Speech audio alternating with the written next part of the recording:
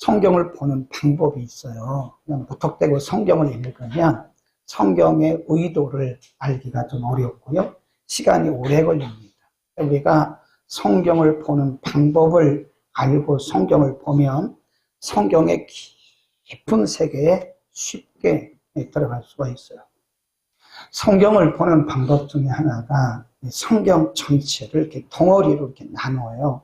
조금 전문적인 용어로 말하면 단락 나누기라. 그럼 이 덩어리로 나눠요. 오늘 우리가 공부하려고 하는, 상고하려고 하는 여호수아는 전체가 24장입니다. 그러면 성경을 기록할 때 하나님께서 그냥 무질서하게 기록한 건 아니거든요. 거기에 분명히 어떤 의도를 담아서 이렇게 덩어리를 만들어 놓으셨어요. 그래서 우리가 24장까지인데 1장부터 12장까지는요, 여리고를 정복하는 과정이에요. 요단강을 건너는 과정, 아이성을, 그리고 여리고성을 정복하는. 그래서 우리가 순서를 보면 그 여호수아와 이스라엘 백성들이 중부, 그다음에 남부, 그다음에 북부 이렇게 순서를 보니까 중부, 남부, 북부 순서로 이렇게 정복을 하더라고요. 말 그대로 정복이지 전쟁입니다. 전쟁. 가나안에 있는 그 원주민들과 아주 피비린내 나는 전쟁을 통해서 그 땅을 하나씩 점령해 가는 거예요. 그래서 우리가 그거를 가나안 정복이라 얘기를 해요. 그리고 13장에 가보면 19장까지 하나님께서 말씀하시기를 제비 뽑아서 나누라 그랬어요. 그것도 내 마음대로 하면 안 됩니다. 하나님께서 여호수아에게 그 얻은 땅을 제비 뽑아라. 그래서 13장부터 19장까지 보면 여호수아가 그 지파의 지도자들을 다 불러서 질서 있게, 하나님의 일은 질서가 있는 거니까 무질서한 것은 하나님의 일이 아닙니다. 그건 사탄이 역사하는 거예요. 질서 있게 그 제비 뽑은 땅을 탁탁탁탁 제비를 뽑아요. 그리고 분배해요. 그 정복한 땅을 질서 있게 탁 이렇게 분배를 합니다. 그리고 20장부터 24장까지는 이제 그 땅에서 어떻게 우리가 살아가야 되느냐. 이 땅에 가나안 땅에 들어온 게 중요한 게 아니다. 가나안 땅에 들어왔으면 하나님께서 모세를 통해서 가르쳐 주신 대로 그 법대로 살아야 된다. 그러면서 여호수아가 모세를 통해서 가르쳐 주신 법을 얘기를 합니다. 오늘 우리가 상고하려고 하는 것은요, 단지파가 제비를 뽑았는데 여기가 마지막 끝이, 거기 한번 보세요. 거기 보면 여기하고 이제 끝이에요. 19장 51절에 보면 맨 끝에 보세요. 나눈 기업이 이러하니라. 이에 땅 나눈 일이 뭐 했다고 그랬어요? 마쳤다. 그러니까 이 단지파가 마지막으로 제비를 뽑아서 얻은 건데 거기 한번 보세요. 40절부터 41, 42, 43, 44, 45, 46 여기 발음이 좀 어렵잖아요. 이렇게 듣는 거 제가 들어보니까 발음을 잘 하시더라고요. 읽기가 굉장히 어렵습니다. 18성읍이에요. 18성읍. 그래서 세워보면 18성읍을 어떤 지파는요 48성읍입니다. 그게 단지파는 18성읍을 분배를 받았어요. 네, 한번 그림을 한번 띄워봐 주시죠. 여기에 상당히 우리가 알아야 할 부분 좀 보이시죠? 네. 단지파는 이 지정해 쪽으로 여러분 보시면 이렇게 오른쪽에 있습니다. 여기 아주 이렇게 보시면 굉장히 좁죠? 네, 굉장히 좁습니다. 근데 저 꼭대기에 보면 또 파란색으로 뭐가 다 있죠? 그 원래는 그 단지파 땅이 아니에요. 거기 한번 보세요. 성경을 띄워놓고 성경으로 47 시작. 그런데 단자손의 지경이 더욱 확장되었으니 이는 단자손이 올라가서 레센을 쳐서 취하여 칼날로 치고 그것을 얻어 거기 거하였습니다. 그 조상 단의 이름을 따라서 레센을 다니라. 그러니까 저 꼭대기에 있는 것은 원래 단지파 땅이 아닙니다. 거기는 뭐라 그랬어요? 레센.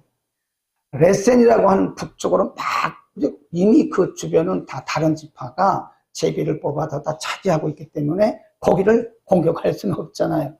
그러니까 저 북쪽으로 올라가요, 이 단지파가. 그래서 거기 레센이라고 하는 땅을 그들이 정복을 해요. 그리고 이름을 뭐라고 바꿔요? 단, 이렇게 바꿨다니까요. 그래서 파란색으로 표시를 했습니다. 여러분 꼭 기억하시게 상식입니다. 저거 왜 단지파가 두 군데나 있나? 그렇게 말하지 말고, 원래는 지정의 밑에 저 아래 지역에만 있던 건데, 저 꼭대기 레센으로 올라가가지고, 자, 그 다음 보세요. 왜 그랬나? 거기 한번 보시면, 잘 보이시나요? 우리가 민수기 1장과 26장을 보면요, 인구조사를 합니다. 인구조사. 조금 확대를 좀 해주시겠어요? 보이세요? 저는 안 보이는데. 1차 인구조사가 1장, 60만 3,550명. 그 다음에 26장에 보면 2차 인구조사를 하는데 조금 그때보다 수가 줄어요. 근데 보세요. 어떤 지파가 가장 인구가 많은가? 1등이 어디죠? 네, 1등이 어디입니까? 저는 잘 안 보이는데. 유다지파, 유다지파. 유다지파가 몇 명이죠? 그렇죠. 7만 4천. 그 다음에 2등이 어디죠? 안 보이세요? 단이잖아요, 단. 몇 명이죠, 1차? 네, 그렇다니까요. 생각해 보시라고요. 유다 지파가 7만 4천 명이고, 지금 나머지 지파들은 넓은 땅을 차지했는데도 불구하고 인구가 적어요. 그런데 단지파는 땅이 적은 데다가 인구가 두 번째로 많은데. 그러니까 이 단지파가 저 북쪽으로 올라가가지고 레센 땅을 쳐서 빼앗고 그 땅을 단일화했다. 이제 초를 보시면 돼요. 자, 이해하시겠죠, 이제? 네, 이해를 하셔야 됩니다. 이 본문은 그런 이해가 없으면 이 본문은 해석이 안 됩니다. 자, 그러면 이 성경 주석가들 중에 단지파가 저 북쪽 레센이라고 하는 곳을 공격해서 쳐서 빼앗아가지고 이름을 뭘로 바꿨어요? 단이라고 바꿨는데 여기에 대해서 주석가들 중에 두 가지 생각들이 있어요. 주장이. 하나는 긍정적으로 좋다, 괜찮다, 괜찮다. 그거는 뭐 본인들이 능력이다. 그 다음에 두 번째 부정적인 해석을 하는 주석가들은 왜 남의 땅을 어차피 다 이렇게 제비를 뽑아서 얻은 건데 왜 저 꼭대기로 올라가가지고 그렇게 제비 뽑은 땅에 만족하지 않고 올라가서 그 레센 땅을 취하고 거기다가 자기 이름을 딱 붙였나? 단이라고 이름을 딱 붙인 거 아닙니까? 왜 저는 첫 번째 입장을 취합니다. 긍정적으로 보는 거. 성경이. 그러나 다시 보세요. 우리가 성경을 볼 때는 접속사를 잘 보셔야 됩니다. 47절에 보면 그런데 이렇게 나가요. 긍정적인 거거든요. 그런데 단자손의 지경이 더욱 확장되었으니 이는 단자손에 올라가서 레센을 쳐서 취하여 그랬습니다. 왜 저는 이 부분을 긍정적으로 보고요. 신앙적으로 보고 오늘 본문을 통해서 우리에게 주시려고 하는 의도가 뭐냐, 영적인 의도가 뭐냐에 대해서 말씀을 드리려고 합니다. 야, 우리 한번요, 야가 아니고, 자, 우리 17장으로 한번 가보죠. 17장. 17장에 가보면, 17장에 가보면, 요셉 지파가 와가지고 여호수아에게 막 항의를 합니다.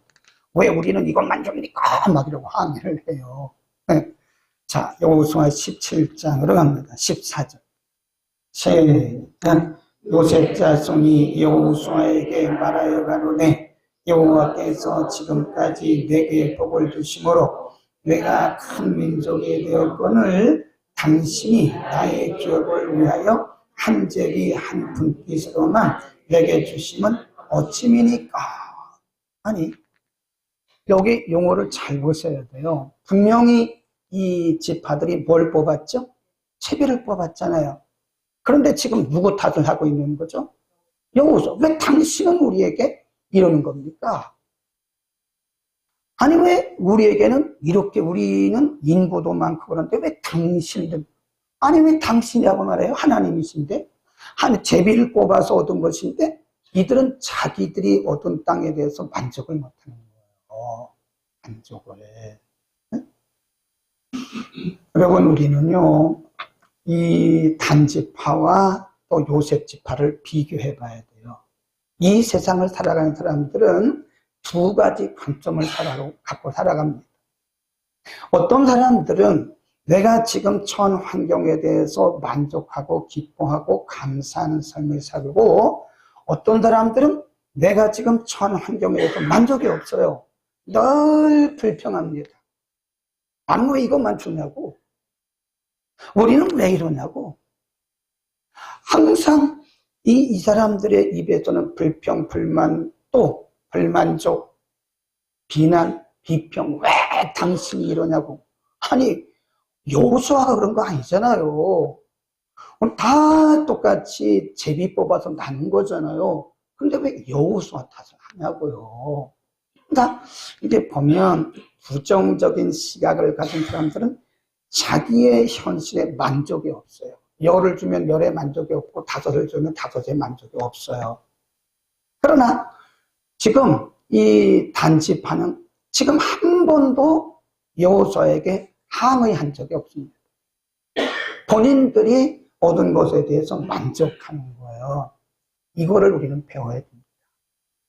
여러분, 우리가 지금 처한 환경이 어떻습니까? 그것은 하나님이 우리에게 필요한 대로 주신 거예요. 하나님이 우리에게 주실 때 더도 아니고 덜도 아니고 꼭 우리에게 필요한 대로 주십니다. 하나님이 우리의 기도 응답하실 때도요, 우리의 기도 제목대로 응답하지 않습니다. 만일 우리의 기도의 제목대로 응답하시면 우리는 다 망해요. 우리는 다 변질됩니다. 하나님이 우리의 기도를 응답하실 때는 우리의 기도의 제목이 아니고 뭐죠? 우리의 필요입니다. 필요. 거기다 써놓으세요. 하나님의 응답은 우리의 기도의 제목이 아니고 우리의 필요를 따라서 응답하신 것이다. 그러므로 우리는 하나님의 절대적인 섭리를 믿고 하나님의 통치를 믿는다면 지금 우리의 상황에 대해서, 조건에 대해서 만족해야 돼요. 그리고 감사해야 돼요. 우리 어제 공부했잖아요. 민수기 14장 27절, 28절을 평생에 외우라고 했죠. 이스라엘 백성들이 하나님을 막 원망해요. 그러니까 하나님이 모세를 통해서 뭐라고 말씀하셨냐면, 너희의 원망하는 소리가 누구에 들렸대요? 내 귀에 들렸다. 내 귀에. 혼자 원망하고 녹두게도 하나님 다 듣고 계시는 거예요. 민수기 14장 27절에 너희의 원망하는 소리가 내 귀에 다 들렸다. 28절에 너희 말이 내 귀에 들린 대로 내가 행하리라. 그러니까 조심해야 돼요. 말이 씨가 됩니다. 따라합시다. 말이 씨가 됩니다. 부정적인 얘기 하지 마세요. 불신앙적인 얘기 하지 마세요. 그대로 됩니다. 이게 보면 삶이 이렇게 꼬인 사람들을 보면요, 우리가 그걸 영적인 버퍼링이라고 하더라고요. 버퍼링. 우리가 이렇게 생방송 하다 보면요, 화면이 쭉 깨끗하게 나가다가 집에서 보시는 분들이 빙빙빙 돌아가면서 화면이 멈출, 이렇게 버퍼링이라고 그래요. 용어로. 영적인 버퍼링이 왜 생기냐?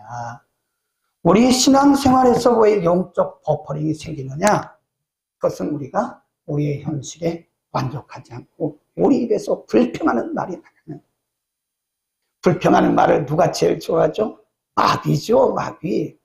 마귀가 항상 우리 옆에 있어요. 우리가 믿음의 말을 하고 말씀을 붙들고 있으면 마귀가 왔다가 한 길로 왔다가 7길 도망갑니다.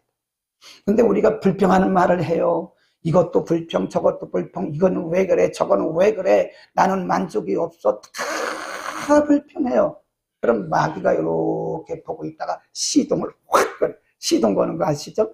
시동을 확 걸으면요, 그때부터 이 사람의 마음에 막 상처가 일어나고요. 불평하면 누가 제일 먼저 상처를 받냐면 자기 영혼이 상처를 받아요. 네. 우리는 단지파와 이 요셉지파를 비교해 봐야 돼요. 사실은 요셉지파는 얻은 땅이 굉장히 많거든요. 단지파보다 거의 2배. 한번 보여주실래요? 요셉 지파는 우리가 거기 보세요. 2분깃을 받았어요. 그래서 우리가 요셉 지파는 안 나오잖아요. 요셉이라고 안 나오잖아요. 요셉은 2 아들에게 나눠줬잖아요. 누구죠? 에브라임 반지파, 므낫세 반지파. 2분의 1이잖아요. 그거 아세요? 요셉이란 말은 적이 없다니까요. 요셉의 2 아들, 므낫세 반지파, 에브라임 반지파 이렇게 되는 거예요. 그럼 땅이 얼마나 넓어요. 그런데도 이 사람들은 만족하지 못하고 왜 당신이 그럼 아니 여호수아가 뭘 잘못했는데 여호수아에게 당신이 그럽니까? 부정적인 사람은 하나님의 관점으로 보는 것이 아니라 항상 사람의 관점으로 보기 때문에 불평이 일어나는 것이다. 2 번째, 단지파를 통해서 우리가 할 수 있는 것은 이 단지파는요 불평하지 않고 어디까지 올라갔어요? 끝까지 레슨까지 올라갔다고. 그걸 막 정복한 거예요. 우리는 그거를 정복이라 해요. 정복. 네. 현실에 만족하고 그리고 불평하지 않고 저 북쪽까지 얼마나 멀어요. 저 레슨까지 올라가가지고 그 땅을 쳐서 정복해서 오늘 거기 뭐라 그랬어요? 확장하였더라. 확장. 하나님이 원하시는 것은 그겁니다. 하나님은 달란트 비유를 통해서도 우리에게 말씀하셨어요. 5달란트, 2달란트, 1달란트 받은 사람. 5달란트 받은 사람은 가서 열심히 장사해서 배를 남겼어요. 2달란트 받은 사람도 가서 열심히 장사해서 배를 남겼어요. 근데 1달란트 받은 사람은 그거를 보자기에 싸서 숨겨두었다가 주인이 그대로 갖다 주니까 뭐라고 해요? 주인이 이 악하고 게으른 종이다. 거기 2달란트, 5달란트 그 평가할 때 보면요. 2개, 5개 그거 말씀하지 않았어요. 뭐라고 그랬죠? 충성되다고만 말씀했어요. 하나님이 원하시는 것은 우리는요. 믿음의 그릇도 다 다릅니다. 여러분 믿음 가지고 서로 우월의식 가지면 안 돼요. 믿음도 선물입니다. 네, 저 사람은 믿음이 좋고 나는 믿음이 없다. 그런 생각도 말도 하지 마세요. 저 사람 왜 믿음이 없어? 나는 믿음이 있는데 그런 얘기도 하지 마세요. 그거는 하나님에 대해서 우리가 저항하는 거예요. 믿음도 그릇이에요. 그릇. 하나님이 각 사람마다 믿음의 분깃을 다 주셨어요. 그리고 은사의 분깃도 다 달라요. 하나님은 우리를 대할 때 상대적으로 대하지를 않습니다. 그리고 상대평가라고 하잖아요. 앞으로는요, 교육부에서 지침이 내려가는데 초, 중, 고등학교에서도 이제 그거를 합니다. 절대평가를 합니다. A, B, C, D, 그 다음에 F예요. 그 대학교만 했잖아요. 이 초중고등학교에는 등수가 있어요. 1등, 2등, 3등 이렇게. 근데 앞으로는 그 등수가 없어집니다. 등수를 매긴 것은 상대평가예요. 그러니까 선생님들이 애들을 볼 때 등수로 평가하거든요. 이게 안 좋다. 그래서 교육부에서 이거를 지침을 내리기를 앞으로 초중고등학교로 다 절대평가하시오. 이렇게 바뀌었다고요. 그러니까 누가 1등인지 몰라요. 모릅니다. 우리의 신앙도 하나님께서 상대평가하지 않으세요. 제 믿음이 그릇이 다르고 여러분의 믿음의 그릇이 다르기 때문에 하나님이 우리의 믿음을 보실 때 각각의 믿음을 보시는 거예요. 각각의 믿음을. 그리고 우리가 사역하는 것도 각각입니다. 그러니까 뭐 다른 교회 얘기하지 마세요. 뭐 다른 교회는 이렇게 하더라. 그게는 그 교회대로 평가를 받는 거고 우리는 우리대로 평가를 받는 거예요. 저 사람은 저렇게 그렇게 말하지 말라니까요. 우리 각 사람이 하나님의 주신 그 분깃, 믿음의 분깃, 믿음의 분량, 은사의 분량이 있기 때문에 우리는 우리 일 열심히 하면 됩니다. 다음에 저는 제 일 열심히 하면 돼요. 뭐 이찬수 목사님을 부러워할 것도 없고 비난할 것도 하나도 없어요. 김병삼 목사님을 제가 부러워할 것도 없고 비난할 것도 하나도 없고 부럽지도 않아요. 그리고 뭐 부러워봤자 뭘 합니까? 부러워할 것도 없는. 여러분도 마찬가지예요. 누구를 부러워할 것도 없고 비난할 것도 없어요. 중요한 것은 하나님이 내게 심어준 믿음 있죠. 믿음. 예를 들어 하나님이 내게 믿음의 씨를 2개를 심어줬어요. 그런데 맨날 2개 갖고 있어. 맨날. 5년 전에도 2개, 올해도 2개, 10년 전에도 2개, 지금도 2개. 어떤 분들을 보면 기도를 하는 걸 뭐 기도를 갖고 평가하는 건 아닌데 기도가 발전이 없어요. 기도가 발전이 안 돼요. 10년 전에 들었던 그 기도나 지금 들은 기도나 저 혼자만 얘기하는 겁니다. 기도를 평가하는 건 아닌데 그래도 기도가 발전이 있어야 되지 않겠습니까? 응? 믿음 생활에 발전이 있어야 되지 않겠어요? 10년 전에 하는 행동이나 지금 하는 행동이나 똑같아. 그러면 성숙해지게 하는 거예요. 네. 우리가 하나님 앞에 서야 되는데요. 각각 다 하나님과 우리 사이에 각각 이제 평가를 받아요. 저는 저대로 평가받고 여러분은 여러분대로 평가받습니다. 분명히 평가를 받아요. 제가 대학에 있으니까 알잖아요. 평가에서 떨어지면요, 정부 지원금이 싹 달아나요. 보통 200억, 300억씩 한 학교에 정부에서 지원을 해주거든요. 근데 그 평가에서 떨어지잖아요. 평가 항목이 30몇 가지인데 그 평가 점수에 떨어져 미끄러지잖아요. 그러면요, 정부에서 지원을 안 해줘. 거기 보면 정부 지원 제한대학. 그러니까 여러분 자녀들 학교 갈 때 잘 가야 돼요. 이렇게 보고 위에다 써 있어요. 이 학교는 정부 지원, 정부 재정 지원 제한대학입니다. 그러면 그 학교는 가면 그냥 뭐 여러분 자녀들이요, 정부 지원 장학금도 못 받아요. 학자금 융자도 안 해줍니다. 그런 학교는요. 하나님이 우리를 평가하신다니까요. 그래서 하나님이 원하신 거는 우리에게 주신 것에서 자꾸 어떻게 돼요? 확장. 자꾸 믿음이 확장돼야 되는 거예요. 아멘. 우리가 창세기 1장에 보면 하나님이 아담에게 이렇게 말씀하셨어요.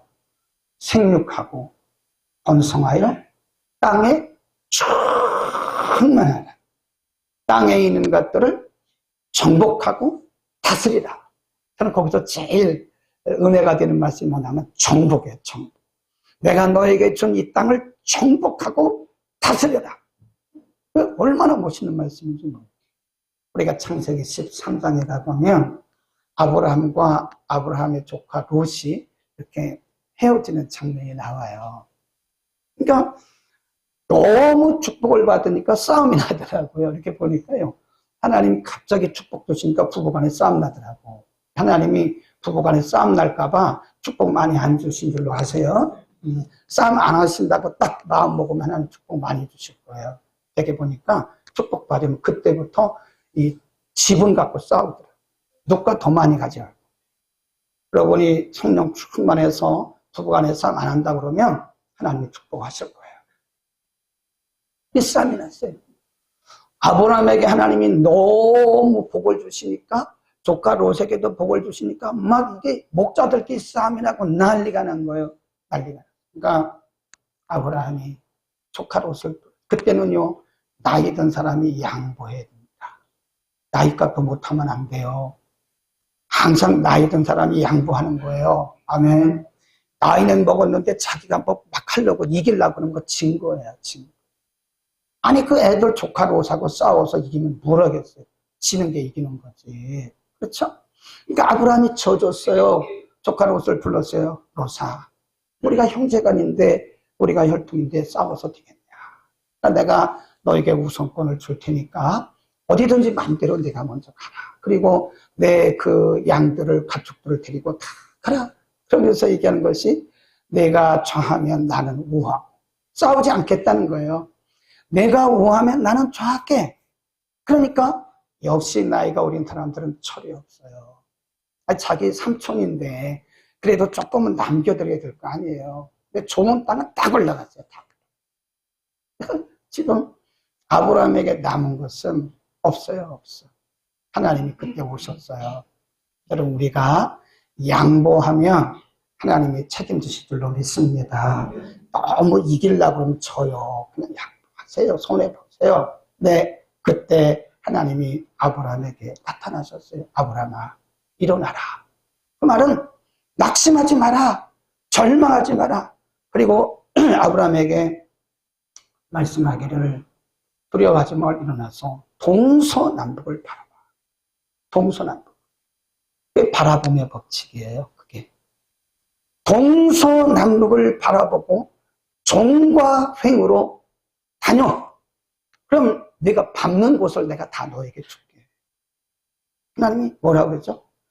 현실에 만족하지 말고 나를 믿고 내가 더 정복하고 확장하는 그런 믿음을 가져라. 아멘. 저는 여러분이 우리 교회도 사업을 하신 분들이 여러분 계시는데 여러분의 사업장이 이렇게 종과 횡으로 그런 믿음을 가지셔야 돼요. 그런 믿음. 종과 횡으로 동서남북을 바라봐라. 그러죠. 하나님, 아브라함에게 동서남북을 바라봐라. 그리고 종과 횡으로 행하라. 그 말은 가서 밟고 다녀라. 그러면 내가 밟는 땅을 내가 너에게 주마. 아멘. 우리의 믿음이 확장돼야 됩니다. 우리의 믿음이. 하나님은 우리의 믿음이 확장되고 우리의 삶이 확장되고 교회가 확장되기를 원하시는 거예요. 아멘. 하나 더 찾겠습니다. 이사야서로 갑니다. 이사야서 54장 2절입니다. 이사야서 54장 2절. 하나님이 기죽어 있는 유다 백성들에게 하신 말씀이에요. 2절, 3절 시작. 내 장막터를 넓히며 내 처소의 휘장을 아끼지 말고 원리 너의 줄을 길게 하고 너의 말뚝을 견고히 할지어다. 이는 내가 좌우로 퍼지며 내 자손은 열방을 얻으며 황폐한 성읍들로 사람 살 곳이 되게 할 것이다. 이 말씀을 하실 때가요, 사실은 이 남한국 유다 백성들이 하나님께 매맞았을 때, 하나님 앞에 불순종하고 우상 숭배하고 엉뚱한 짓 하다가 하나님이 유다 백성들을 때렸어요. 그게 바벨론 포로거든요. 그러니까 하나님 앞에 징계받은 사람들은 항상 기가 죽습니다. 내가 무슨 죄가 있어서 그렇지. 내가 죄가 많아서 이렇게 됐네. 하나님 나에게 매를 대셨네. 항상 기가 죽어요. 그러니까 지금 유다 백성들이 기죽어 있는 상태예요. 뭐 징계를 받으면서도 막 머리 꼿꼿한 사람은요, 징계 기간이 더 길어집니다. 더 길어져요. 징계 때는 머리를 팍 숙여야 돼요. 그리고 하나님 앞에 회개하고 납작 엎드려야 돼요. 징계 중에 있는데도 머리를 꼿꼿하게 쓸고 이런 사람은요, 징계 기간이 2배, 3배 제가 보니까 길어지더라고요. 징계는 우리를 겸손하게 하시기 위한 하나님의 방법이에요. 겸손하게 하고 자기를 내려놓고 하나님을 바라보게 하는 거예요. 근데 지금 유다 백성들이 하나님의 징계를 받아가지고 포로 생활하고 나라 다 망했어요. 네. 성전 다 불타고요. 그리고 지금 성벽도 다 무너지고 사람 살 곳이 못 되는 그런 상황 속에서 하나님이 유다 백성들에게 하신 말씀이 걱정하지 마라. 회개하고 돌아오기만 해. 너희가 회개하고 돌아오기만 하면 내가 너희에게 복을 주는데 이제부터는 이 줄을 넓게 펴. 꿈을 크게 가지라는 거예요. 아멘. 꿈을 크게 가지라. 꿈을. 하나님 앞에 바로 서고 꿈을 크게 갖고 말뚝을 쫑긋게 하고 줄을 길게 펴라는 거예요. 네. 옛날에 제가 교육전도사 때 그 담임 목사님이 설교한 그 설교 내용은 생각이 잘 안 나는데 예화는 지금도 생각이 나요. 그때 그 윤 목사님이라고 벌써 천국 가셨는데 그분이 늘 그런 말씀을 하셨어요. 성도들에게 꿈을 심어주는 거죠. 꿈을. 그럼 우리 꿈이 없으면 못 살아요. 꿈이 없는 백성은 망합니다. 꿈을 꿔야 되는 거예요. 그래서 뭐라고 했냐면 우리가 사자를 그리다가 잘못 그리면 뭐래도 그려요? 네, 불독이라도 그린대. 불독 아시죠? 무서운 게 엉엉엉 하는 사자를 그리다가 잘못 그리면 불독이라도 그린다. 그런데 고양이를 그리다가 잘못 그리면 쥐새끼밖에 못 그린다. 그래. 쥐새끼. 어떤 사람은 또 쥐새끼를 그리는 사람이 있어요. 네. 쥐새끼를 그리다가 잘못 그리면 뭘 그릴까요? 개구리? 개구리라 그리겠죠. 꿈을 크게 하죠. 돌아가신 천국 가신 조인규 목사님이 그래서 많은 분들에게 뭐 비난받기도 했는데 저는 비난할 일이 아니라고 생각해요. 왜 많은 성도들이 여의도에 그렇게 지금도 많이 그냥 모이느냐? 메시지 자체가 소망적인 거예요. 근데 어떤 교회 가보면 막 성도들을 막 부르게 패는 거예요. 정죄하고 막 혼내고. 그러니까 거기를 누가 가겠습니까? 혼나러 교회 왔나요? 우리가 소망을 얻고 꿈을 꾸기 위해서, 내가 어떤 분의 설교를 잠깐 들었는데 이렇게 설교합니다. 그 교회는 청년들이요 한 700명 청년들이 무릎을 합니다. 청년들만 700명. 예배 때 뭐 청년들이 뭐 엄청나게 많아요. 근데 그분이 청년들에게 설교를 하면서 나는 제일 두려운 것이 뭐냐, 내 가슴에서 꿈이 없어질까 두렵다. 내 가슴 속에, 내 가슴에서 꿈이 없어질까, 꿈이 사라질까 두렵다. 여러분, 우리의 믿음이 확장되기를 바랍니다. 하나님 말씀하셨어요. 너의 줄을 길게 펴라. 하나님 말씀하셨어요. 좌우로 눈을 들어 보라. 이게 바라봄의 원칙이거든요.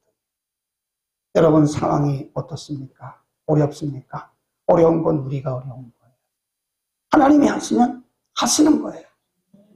좌우가 다 막혔습니까? 막히면 우리가 막힌 거예요. 그 막힌 상황 속에서 우리가 하나님을 신뢰하지 못하고 원망하고 불평한다는, 우리는 불신자입니다. 하나님이 굉장히 섭섭하십니다. 야, 내가 도와주려고 이러고 있는데 너는 나를 안 믿네? 내가 너를 도와주려고 그러는데 너는 나를 안 믿네? 너는 나를 그거밖에 안 믿는 거야? 우리의 믿음의 그릇을 크게 합시다. 그리고 우리가 소망 가운데 하나님께서 우리에게 주신 지경이 어느 정도이든 우리는 자꾸 30배, 60배, 100배로 확장되어서 우리를 통해서 하나님의 나라가 확장되기를 축원합니다.